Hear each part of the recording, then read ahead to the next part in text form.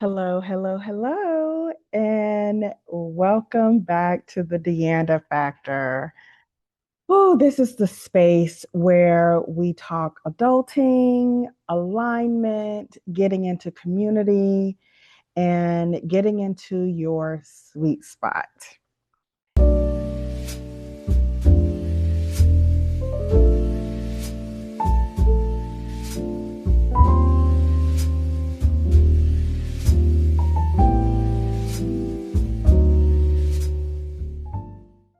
It's a brand new year, y'all. 2026. We made it. A fresh chapter and I'm officially back from a super busy pause.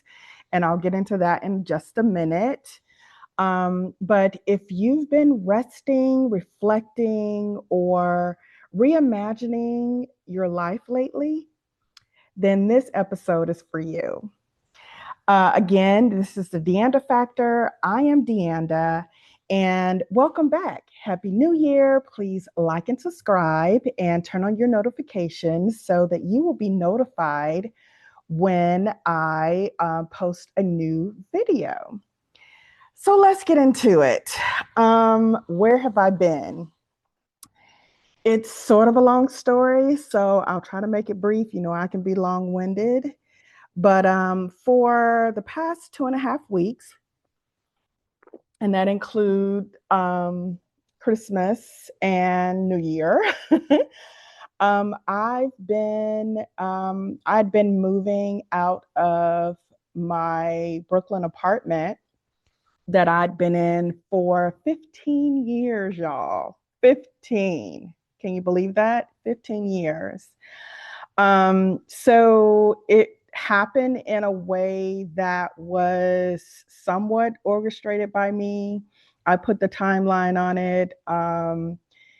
Not a good idea to do it during the holidays because I had to basically miss the holidays with my family to do this. I left Atlanta uh, on the 14th of December, right after the surprise party that we threw for my mother, which was amazing. And I will have a video on that coming soon as well, because it was great. She was surprised.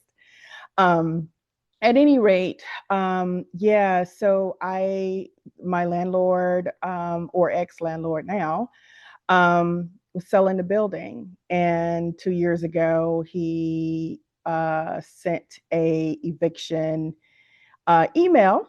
Yes, email. And that, wasn't kosher. And basically gave me 30 days to move out. And 2 years later, here I go. At any rate, I'm grieving a bit on that. Like I said, it was 15 years, y'all. 15 whole years. And I knew that I was going to have to move.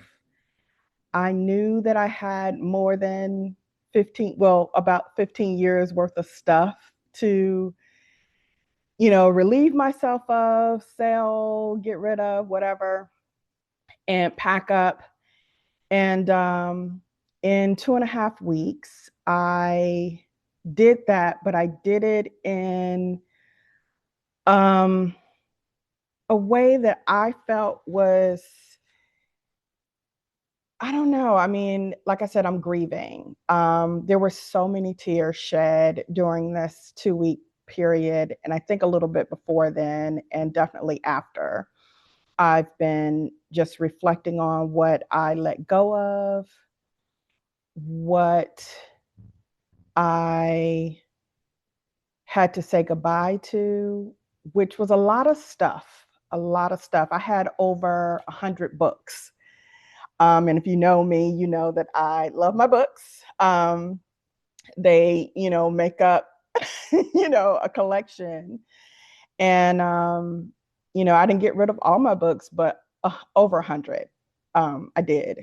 And just that feeling of letting go of stories that kind of shape who you are and made, made my space what it was. I'm told that my space was cozy, somewhat eclectic, um, and inviting, right? So I had an extensive uh, book collection that was, my little library. And I love libraries. And so it was bittersweet, letting go of my books and other types of collections. I love cookbooks, so I had tons of those that I let go of. Um, and my plants, I let go of all of my plants. I gave them all away. Um, and yeah, a lot of that shedding and change was therapy. It was hard, very hard. And it basically showed me that, things are things, and that's all they are. And I did kind of a Maria Kondo type of thing in terms of, I would put stuff in a box or a bag or whatever. It's like, okay, we're good. And some of that I never looked at back or whatever. And then there's some things that I was like, oh, well, I don't think I finished that book, or I only wore that thing once. And then I went back and took it, put it back in the bag and was like, I only wore it once. So why do I think I'm going to wear it again? Um, but like every time I think about it, or think of something that I left or gave away, I just kind of tear up. And it's been hard for me to sleep lately. It's been hard for me to, um, just kind of digest it. It's like taking me day to day. I have to just, tell myself it's going to be okay. I'm going to be okay. It's all going to be okay. I literally have been singing that to myself. It's going to be okay. And if you can, relate to, kind of, a similar situations, please, drop it in the comments and let's unpack it together. But that's exactly what it was. It was unpacking. So what I did was I, packed some things up and put them in storage. And quite a bit I just like gave away. And then I, rented a car and drove home. And I stopped in North Carolina to visit a cousin and her family, which was great to break up, that I think it's like a 18-hour drive from New York to Atlanta straight, which I've done by myself. So, it's fine. But this was different because I'm not really leaving New York, if you will. I still have a foothold there. I still have an address there. Um, and, but what it is I'm starting a new chapter. I'm, doing some things differently. I'm going to be living differently. Um, Going back to Atlanta to help my sister who's going through some health challenges. Grateful that I have um, the energy, time, and availability to be that help to her and my niece. But it also, again, just kind of, it's a change. And you know how, what happens when there's change involved. So that's the adulting during the holidays. So I basically spent the holidays alone, which was good. So what I decided to do, which was, thankful that I had this, opportunity. I'm a member of Trusted House Sitters, so I got a house sit so that I wouldn't be amongst the boxes and just the changing upheaval of the apartment. And I got a house sit. It was for two cats in the upper 90s in Manhattan. So it was literally get on a train, leave this behind for the night, and go and like feed the cats or whatever, and sleep in peace basically. And I was so glad that I gave myself that opportunity.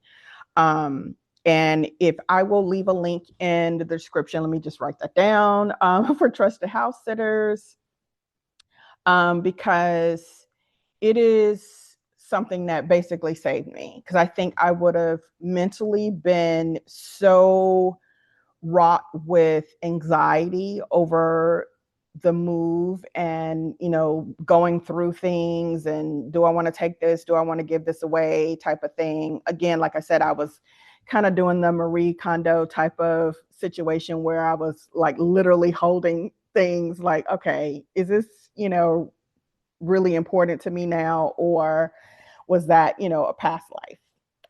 In this new chapter, will I need this? And that was down to socks. That was down to underwear. It's like, do I need this? Do I need, 10 pairs of this or whatever? So anyway, a lot of adulting. And New York during the holidays is always magical, but I really didn't sit in that. I was really busy grieving this change that was taking place, of moving and saying goodbye to this apartment that I'd been in for 15 years, which, I literally looked up and it was 15 years. And I was like, really? Wait, I was there for that long?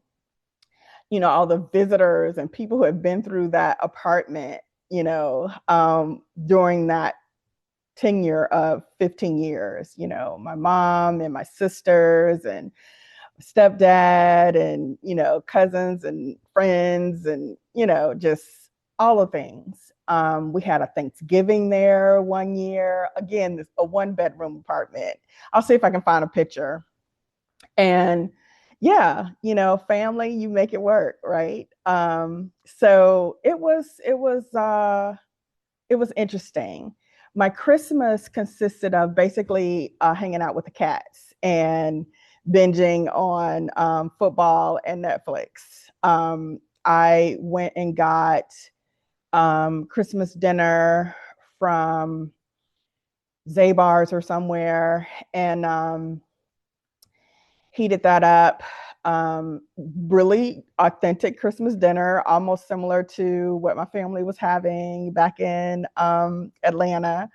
And I napped and just kind of gave myself that day not to go down to Brooklyn to pack or go through anything, just kind of chill for that day. And I literally did that. The next day I had people who were coming to pick up things that I was giving away, so I needed kind of a break just to kind of breathe through it.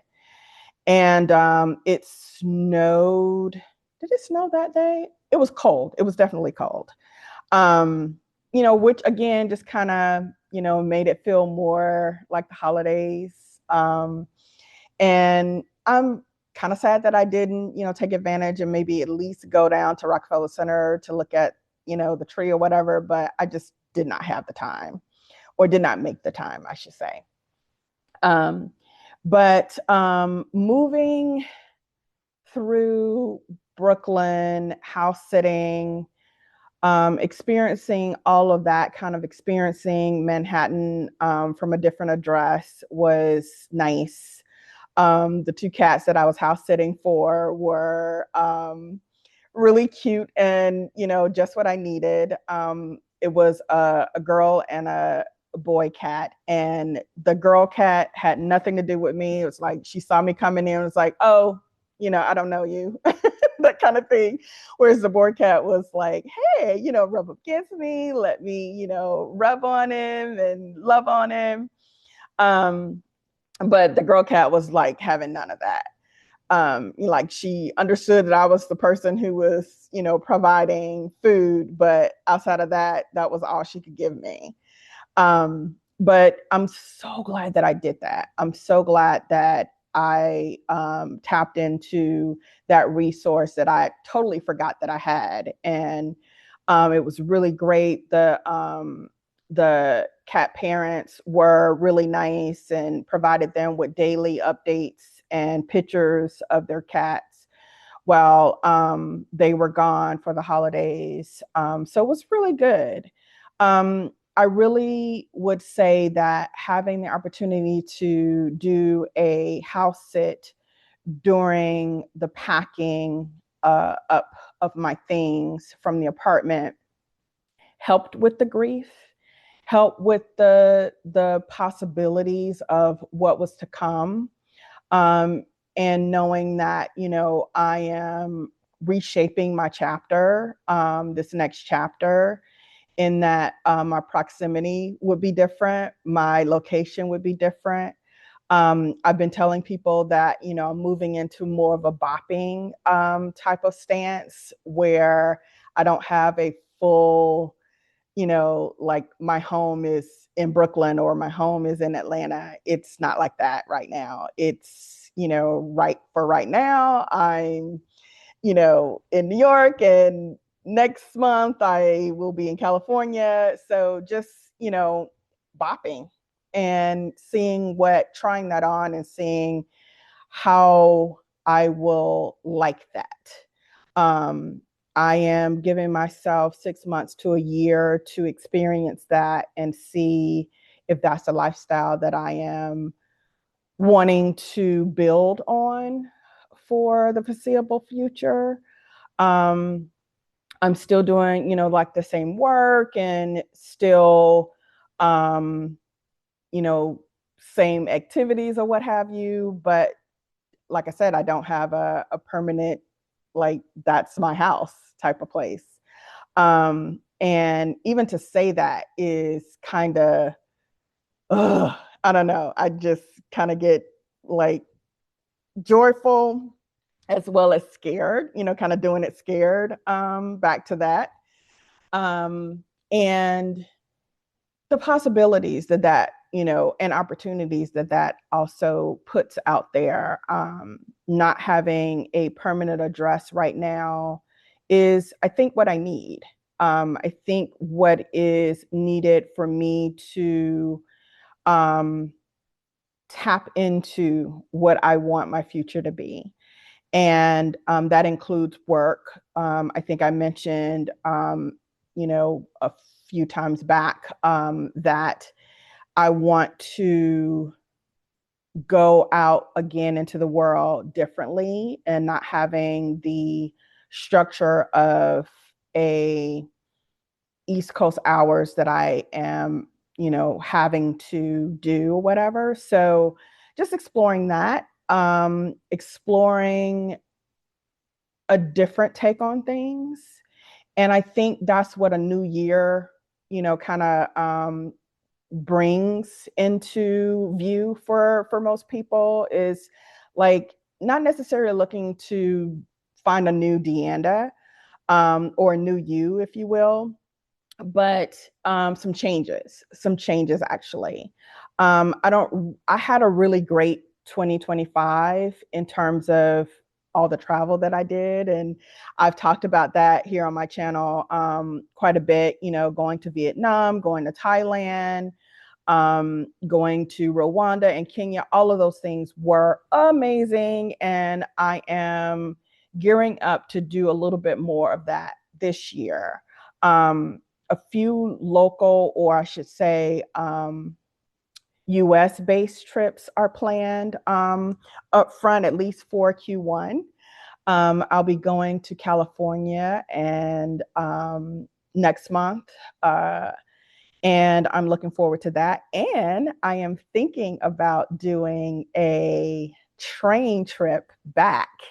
So, kind of a scenic, let's look at the country from a train car. or train window and see how I like that. I know I like being on a train. I've done that at least from Atlanta to New York and New York to Atlanta. So I know what that feels like, but doing it across country will be a little bit more and different. So I'm looking forward to what that might bring. Um, and again, it's kind of attached to what I've coined or found as a part of my 13 seeds of becoming. So what I did back in October, I think it was, I started in October. I want to say maybe like mid-October. I started thinking about what I wanted to accomplish in 2026. Some people call them, reflections, intentions, resolutions, and I call them seeds of becoming. So I started with just jotting down what I wanted. Like, I want to say, every other day I would jot something down. And then when we got close to the winter solstice, which started on December 21st, that's when, or a little bit before I got to December 21st, I revisited that list and I had it in my phone. And I revisited the list and kind of tweaked some things, combined some things because I was kind of repetitive or whatever. Because I was, again, just like kind of throwing everything that I could think of in terms of, oh, I want to do this. I want to, have this. I want to, let me give you some examples. Let me not just say, I want to do this. I want to do that. So one of the examples was I want to monetize my YouTube channel. So that's one of my goals. And that's under financial, what did I call it? Financial career, I think is what I put that under. So I had six different areas of goal function, if you will. One was like hobbies, I think. I'm going to try to remember, y'all. So hobbies, financial business, self-care, wellness, dating, or I would say friendship, I said. But dating was under there. And I feel like there was another one because there were six of them. There was one more. Maybe it'll come to me as I continue to talk. At any rate, it became 13 seeds of becoming. And I then wrote all of them, all 13, on a sheet of paper.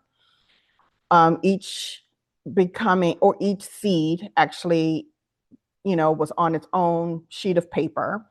Then I folded it up. And on the 21st of December, I burnt each one and, did a little meditation, and just kind of got still and did some mindfulness practice. I burned that. And on the 13th day, which would on a calendar would be January 1st, the one that's left, that's the one that I keep for myself. So the ones that I burnt, that was going on to the universe. I'm, sending that to the universe, out to the universe to get started on bringing that to me. And the 13th one that was left, which I should have brought, but I did not, to show you all. The 13th one that was left, that's the one that I put work into.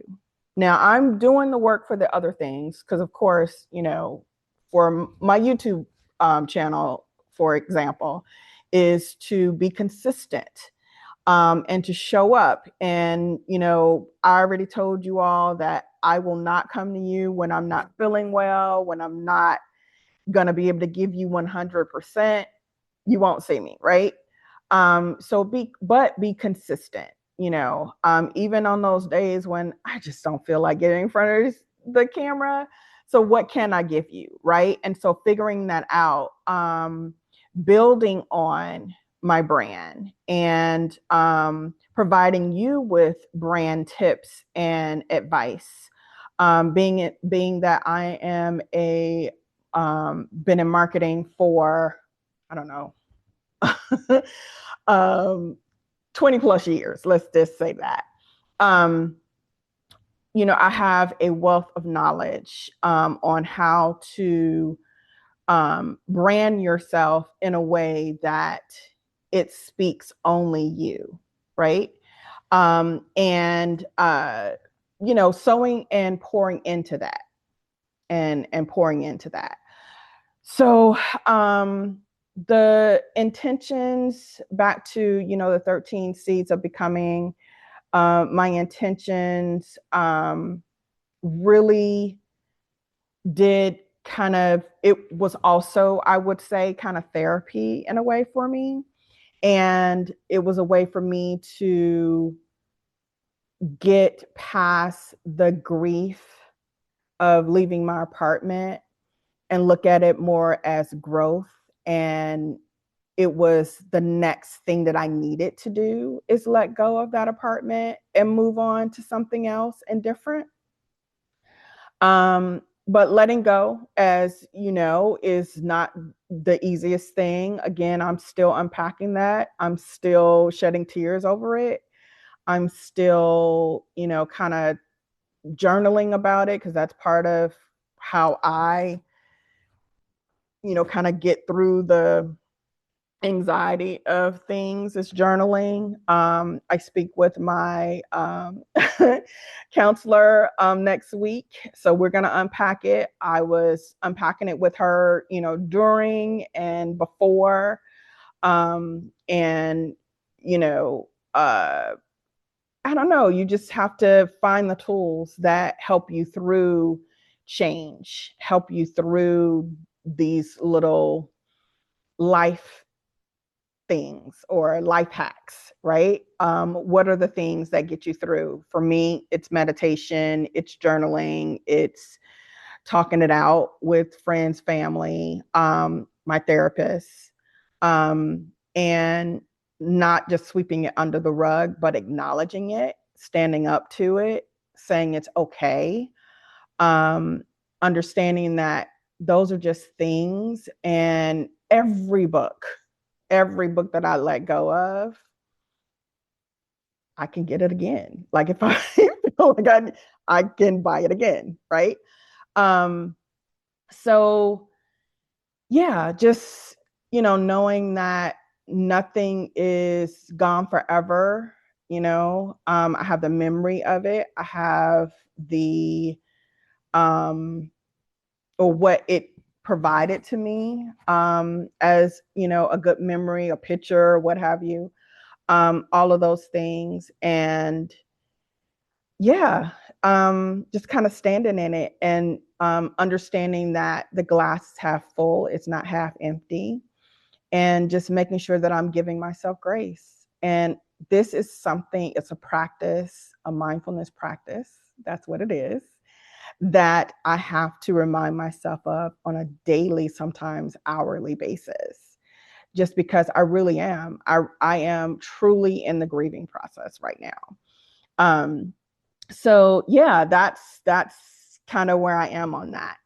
So coming into the new year, which again, I brought the new year in alone as well, because I was, going through the move process. And so it was good. But I did, tap into my community, my accountability partners, reached out to them, just, hey girl, I need to talk. Hey girl, I'm, really in an emotional state. One friend of mine who's actually in my book club had a little get together at her place the day after Christmas. And I started not to go because it was cold as crap. It was so cold out, and actually started snowing that night. It really did. And I was like, okay, maybe I should not go. I was tired, having, packed and moved boxes and all the things. But I went. I went anyway. And I'm so glad I did. I needed to be with people. I needed to step away from, the move stuff, all the move stuff for a minute, and just kind of be in the holidays and be around, maybe not my family, but a family. So I allowed myself to do that, and it was great.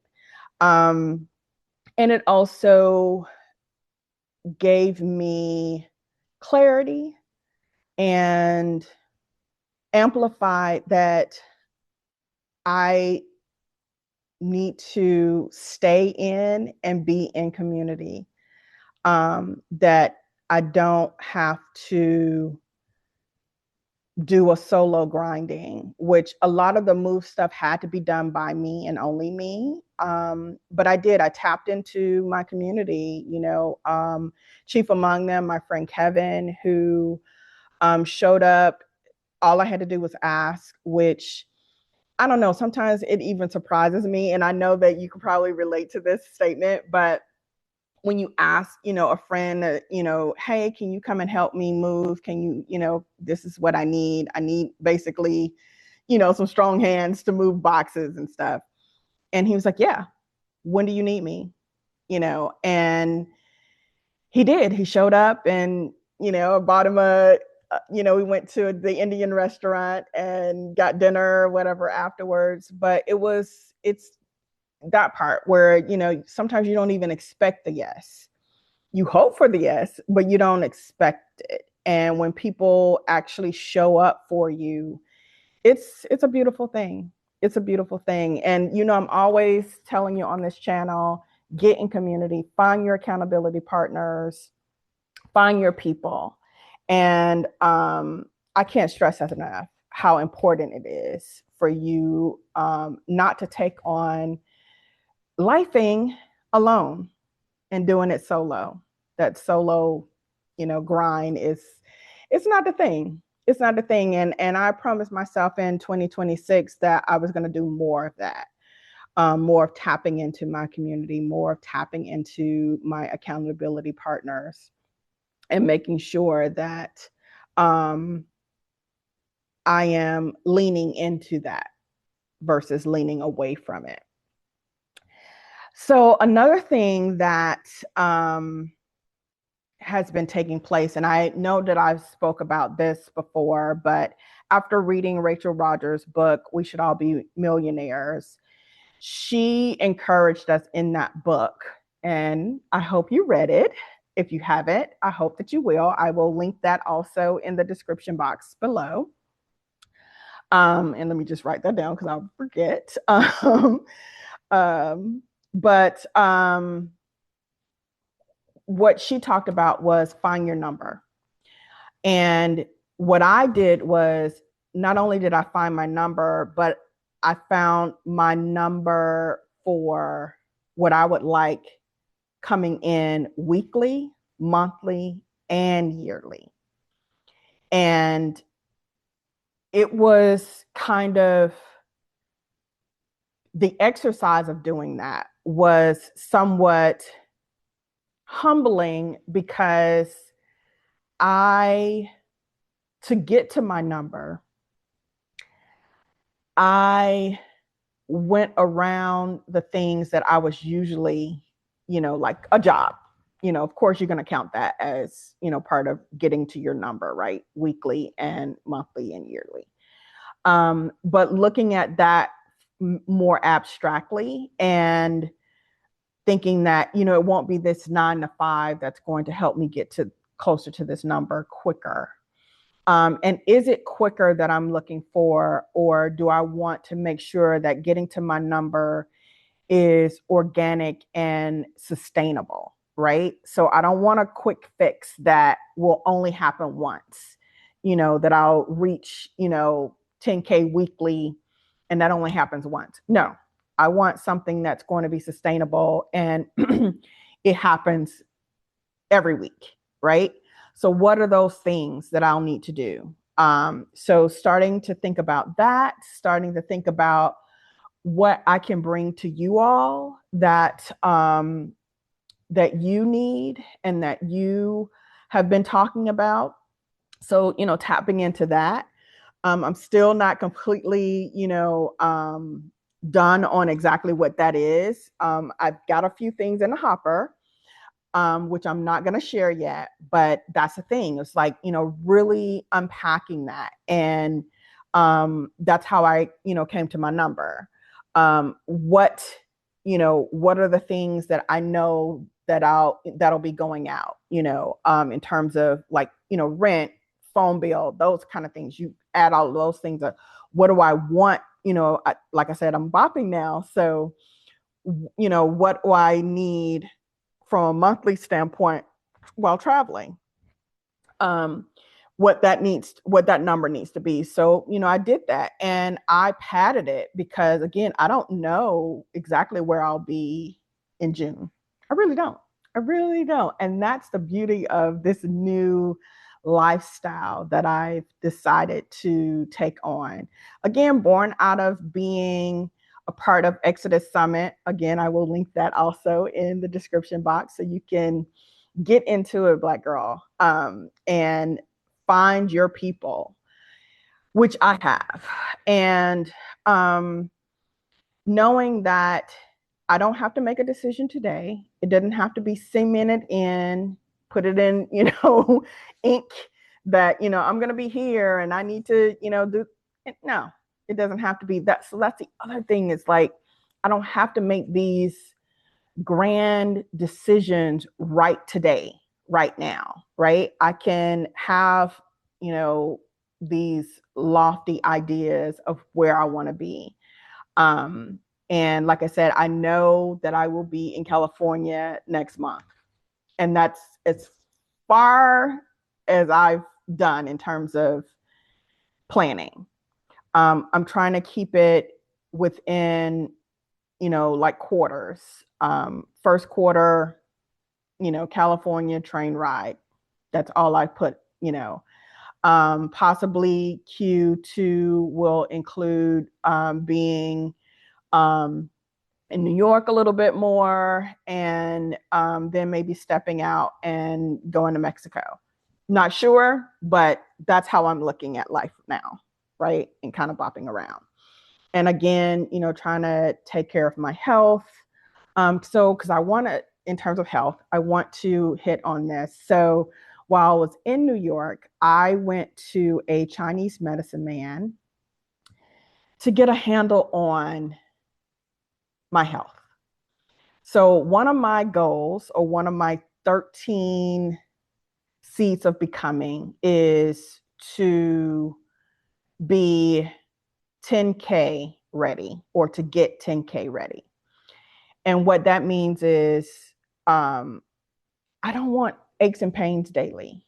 Now, people say, oh, when you get a certain age, you start. No, I don't. I do not want to have aches and pains on a daily basis.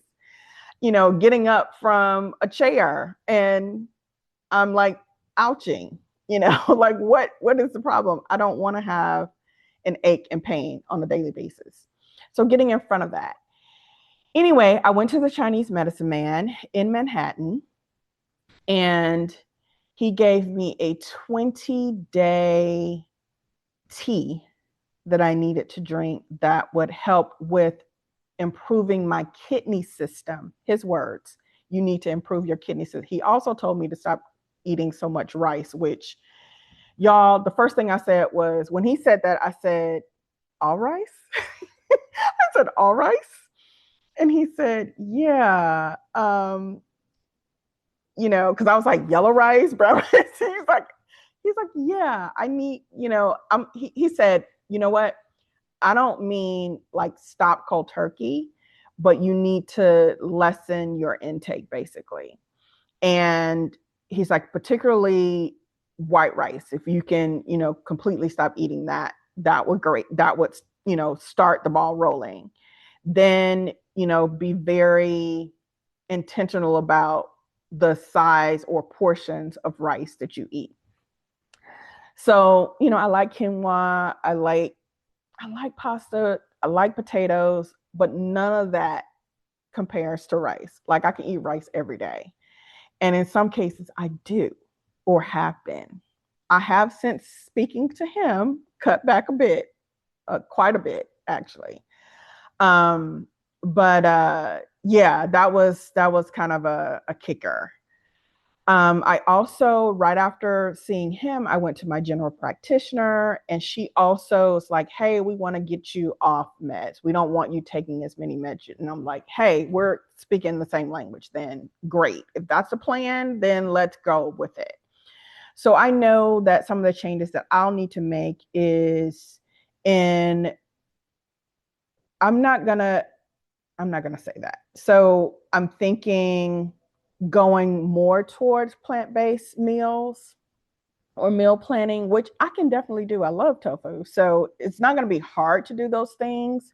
It's just that when I get a craving, I want some bacon. It's like, yeah, but I don't have to do that every day. Right. And so getting more active, putting more movement in, because like I said, I want to get up to getting ready for a 10K. That's my goal. Not a 5K, a 10K. So, getting there. And from a health standpoint, it started well before the new year came in, but it's also a mind thing. It's like, getting my mind set for, oh, we're about to do some changes when it comes to your food intake and your movement. And, even when I don't feel like it, yes, go outside, take a walk, even if it's just to the end of the block and back, right? But try to do a little bit more than that. But let's start small, but start. That's the goal. So again, those are some things that's happening from my, I guess, Q1, kind of setup or focus. In terms of traveling, like I said, California train trip is for the most part the only traveling that I'll be doing in Q1. Work, I am working hard to basically do what I said. It's like trying to move away from the usual or the stock work program of working for an employer for, from 9 to 5, a 9 to 5, basically moving away from that. And what am I, putting in its place? Several things, but how am I doing that, and doing that at a pace that will help me get to my number, both weekly, monthly, and yearly, right? So this time, or I want to say at the end of this year, 2026, I am saying that I met those numbers. I did that. From a health standpoint is, really getting in alignment with and in step with more movement, changing my diet a bit, and, also tackling it from a mental health standpoint, knowing that this grieving process may take longer than, I want it to, in terms of getting really past all of the stuff that I let go of. And just the newness of the lifestyle that I am creating for myself. That is transition too, and getting in alignment with that from a mental standpoint. And that also then, impacts your physical health. So just making sure that I am, listening to my body, talking it out, journaling where I need to, finding those outlets, tapping into my community, my accountability partners, and making sure that, I kind of stay in line with what I want and what I need. So the last thing that I want to share with you all is my word for 2026. So I did some, soul searching of, what do I want to feel? What do I want to take place? And what is the word that would encompass all of that? And it took a minute to figure that out. Of course, Virgo girl, she can't like do it let's just, kind of go to some of those apps that kind of give you your word for the year. And I did go just to see what would come out, but they were giving me words that were so kind of generic and they didn't say enough. For example, I got unique, I got river, and I needed more. I needed it to say more of that. So what I ended up with, the word that I ended up with is evolvitude. Evolvitude, the definition of evolvitude is the harmonious, and I'm reading this, the harmonious blend of evolution and attitude, encapsulating the journey of embracing new experiences and perspectives while fostering personal growth. I felt like that was me completely. It signifies a state of being where one feels at ease with change. Lots of change is about to take place. Joyful, welcoming different paths that lead to a healthier and more fulfilling life. Evolvitude encourages me, or will encourage me, to cultivate resilience and positivity as I navigate the complexities of life, because life ain't gonna stop lifing just because I've decided to do these new things. You know, the other things are just gonna continue to doing what they do, right? Because that's how life is. That's how life works. At any rate, celebrating each step of my unique journey in 2026 will encompass the meaning behind evolvitude. Evolvitude is my 2026 word. All right. So I'm so happy about that. So a couple of things that I want to leave you with is you don't have to do it alone. You don't have to do life alone. Get in community, find your people, find your accountability partner or partners, and get in step with them. Even if it's just, hey, we're going to talk once a quarter. You know, I talk to my accountability partners at least once a month, but more like we're in communication like throughout the month. You know, it's like texting, and sometimes you don't have to have a full conversation, but we do have, you know, carve out our times to just have full conversations. And I encourage you to join the SweetSpot community, where we really kind of unpack and really get into, you know, the sweet spot, finding our sweet spot, right?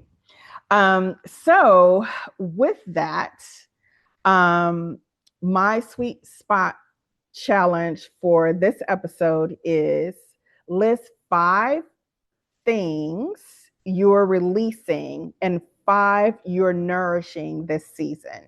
So for Q1, I would like for you to list 5 things that you're going to let go of, that you're just gonna, hey, I'm no longer taking this into 2026. I'm leaving that behind in 2025, and we're going on without that.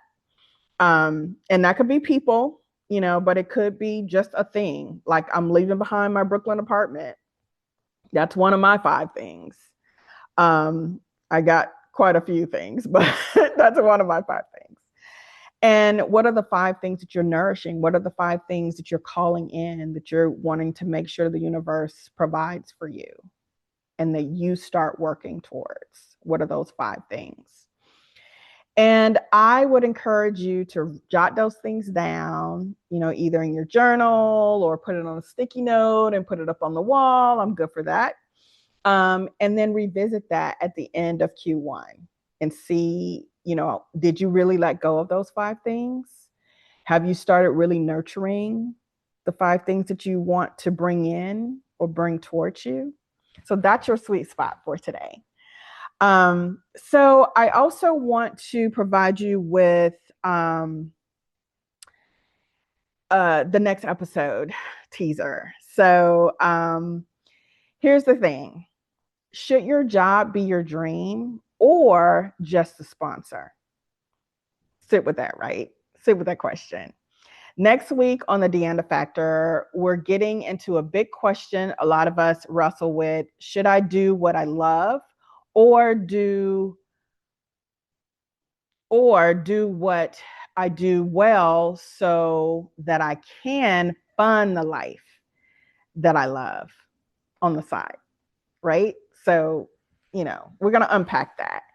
The myths, the money, the mindset, all of those things that go into what that question brings out, right? And I know that we can, dive really deep into it. Like, how does that affect your brand when you're, working your 9 to 5, a 9 to 5 that doesn't really feed you, doesn't really, motivate you, but you're doing that so you can do the stuff that you love. What is that? What is the process that you are doing, and what are you holding on to that you might need to let go of? Or what are you not doing that you may need to go and grab, right? And so we'll get deeper into that. And I'm really looking forward to that next episode. And I also promise you that I will be posting the surprise birthday party. Busy 2026 Q1. I'm looking forward to. I promise I will be bringing you more videos more consistently, videos with friends and accountability partners.